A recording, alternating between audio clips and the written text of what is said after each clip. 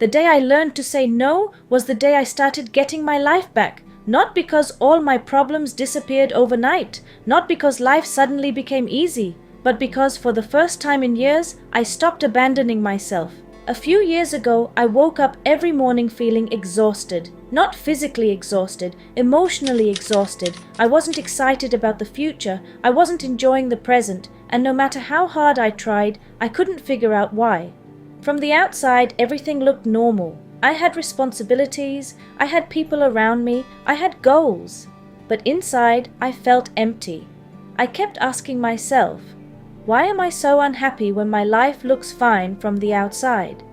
As author Brené Brown once said, daring to set boundaries is about having the courage to love ourselves even when we risk disappointing others. At the time, I didn't understand that, because my entire identity was built around making sure nobody was disappointed with me. For years, I said yes to everything. Extra work? Yes. Helping people when I was already exhausted? Yes. Dropping my own plans to make others happy? Absolutely. I thought being available all the time made me a good person, but slowly I noticed something. Every time I ignored my own needs, I felt a little more resentful, a little more tired, a little more disconnected from myself. And eventually, I reached a point where I barely recognized the person staring back at me in the mirror. As Stephen Covey wrote, most people do not listen with the intent to understand, they listen with the intent to reply. And one day I realized something. I wasn't even listening to myself anymore. I knew exactly what everyone else wanted from me, but I had completely lost touch with what I needed. Then came a weekend that changed everything. I had finally set aside time to rest. No obligations, no commitments, just time to breathe.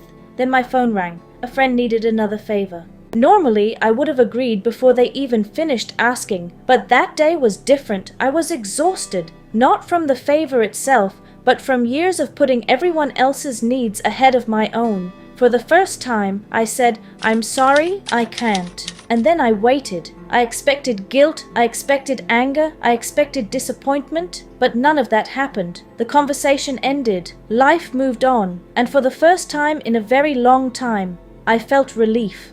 Wayne Dyer once said, how people treat you is their karma, how you react is yours.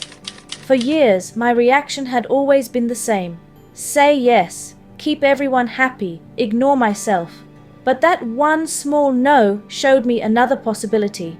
Maybe protecting my peace wasn't selfish. Maybe constantly sacrificing myself was the real problem. From that moment forward, I started setting boundaries, not giant walls, just healthy limits. I stopped answering messages immediately. I stopped saying yes out of guilt. I stopped carrying problems that weren't mine to solve. And little by little, I started getting my energy back. Psychologist Dr. Henry Cloud wrote, we change our behavior when the pain of staying the same becomes greater than the pain of changing. And that's exactly where I was. The pain of constantly pleasing everyone had become greater than the discomfort of disappointing people occasionally. Now here's something important. What helped me may not be the complete answer for everyone. Sometimes people need therapy, sometimes they need professional support, sometimes they need a combination of different things. But what I learned is that constantly abandoning yourself makes any emotional struggle heavier, because your mind notices when you continuously tell yourself that everyone else matters more than you.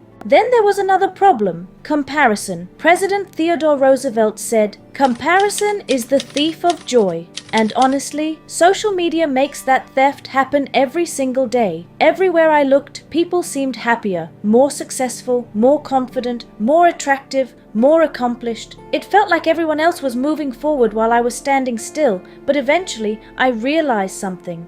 I wasn't comparing my life to reality. I was comparing my life to people's highlight reels, the best moments, the filtered moments, the carefully edited moments. And that's a battle nobody wins. There will always be someone richer, someone smarter, someone further ahead. If happiness depends on being better than everyone else, happiness will always stay out of reach. As Mark Manson writes, who you are is defined by what you're willing to struggle for. And I realized I had spent years struggling for something that could never satisfy me: approval, validation, acceptance from people who weren't even living my life. That realization changed everything.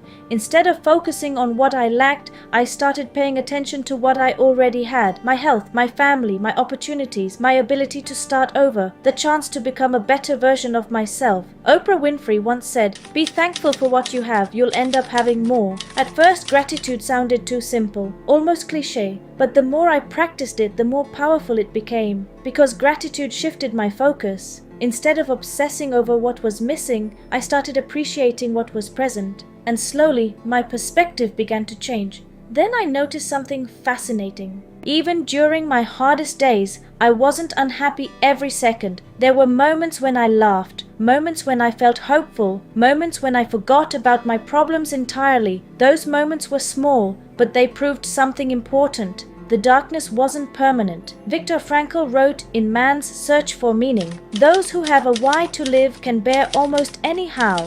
Looking back, I think what hurt most wasn't my circumstances. It was the feeling that I had no direction, no purpose, no future that excited me. That's when I stopped asking, "Why do I feel this way?" and started asking, "What kind of life would make me excited to wake up tomorrow?" That question changed everything, because the future creates hope, and hope creates momentum. I started setting goals, small goals, simple goals, goals that mattered to me, not goals designed to impress strangers online, goals that made me proud of who I was becoming. Tony Robbins says, "The past does not equal the future." That sentence became my permission slip to start over. No matter what mistakes I had made, no matter how stuck I felt, no matter how many years I believed I had wasted, I could still choose a different direction, one decision at a time, one boundary at a time, one promise to myself at a time. And looking back now, I realized that healing wasn't one giant breakthrough. It was hundreds of tiny choices repeated consistently. Choosing self-respect over people-pleasing, choosing gratitude over comparison, choosing growth over comfort, choosing hope over hopelessness. Jim Rohn once said, "Either you run the day, or the day runs you."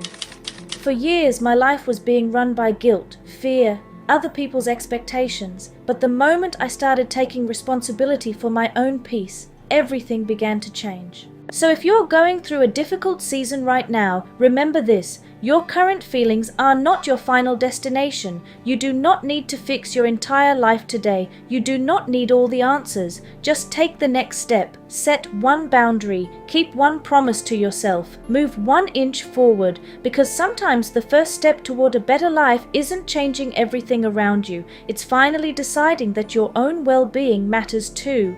And I'll leave you with this powerful reminder from Dr. Seuss. Today you are you. That is truer than true. There is no one alive who is youer than you.